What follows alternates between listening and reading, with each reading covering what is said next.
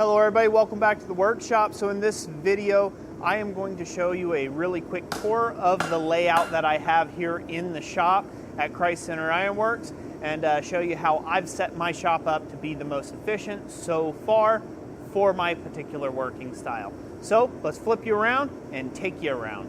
So starting at this post with a handy dandy fire extinguisher as you head into the forging area. This is where I hang up my shop aprons in the middle of the evening.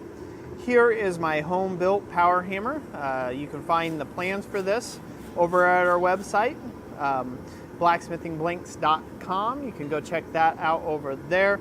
Also formerly known as blacksmithingpdfs.com. You can go check that out as well.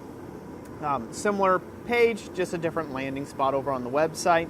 But yeah, so that's been with me now for 4 or 5 years. Been using it in the shop. Coming over here, none of this stuff, like this swedge block stand, is a permanent feature. It's not set in any one location. It's really just based upon the day and what we need it for at the time. As you can see, Thomas is over here right now. He's busy doing some touch marking and stuff of these little rivet header tools that we sell over at the website, blacksmithingblinks.com. So he's working on that right now today. And he uses the fly press to take and punch in the rivet divots. And then this gas forge over here. So this is my Manco Gas Forge. This is a 3-burner gas forge. I keep this set up in between the power hammer and the fly press. So this way, for production work, it is the easiest between those two locations, but it's also out of the main forging area. I've got my extra swedge blocks for different shapes, sizes, and dimensions there in the back. Those can be brought out and put on a stand. The latest addition to the shop is the Treadle Hammer with the Air Assist Treadle Hammer kit. That has been set up here. I did a video recently on making some bowls, so I got it set up to be forging some bowls out of our bowling die there. And then, let's see here, over here, this was normally what we would forge on. Underneath the Treadle Hammer kit was the little Achio anvil on a stand. This is also another little great teaching anvil I'll bring out if I have anybody who comes up for classes and whatnot. I let them beat around on it versus beating around on Olga, my 465-pound North German beauty anvil here. Now that's my main shop anvil. My forge that you all are used to seeing in the background is just set up right here. Now I get this question all the time. What is above this forge? Do you have a hood? Do you have ventilation? Yada, yada, yada, things like that. Well, simply put, no, I do not have ventilation as of yet. In fact, I will be changing out this forge to a big stone hearth, and I will have a proper chimney and flue that will be coming and going out the top. Now I burn coke, I do not burn green coal. So I can get away with that because all it puts off is like a small fly ash. It doesn't actually put off any smoke or the volatiles of burning green coal.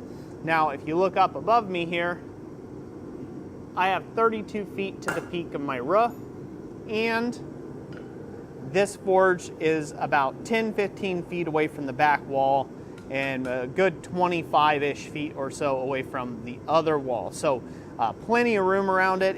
I don't ever have to worry about any arcs or sparks or anything like that getting on anything and creating a fire issue. So there's the coke forge. I've been running that thing forever. Well, basically as long as I've been a blacksmith. Next up, we've got Thomas's area over here. This is where he normally works when he's doing hooks and all sorts of other projects. We found this great little stand and all this find at a junkyard, and it came with the vise attached to it, and all he had to do was set his anvil on there. That's a 132-pound Achio anvil that he uses on the daily.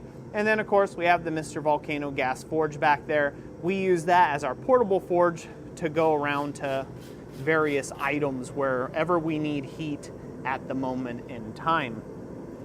Coming back from there, you've got my vise. This is just kind of set out of the way.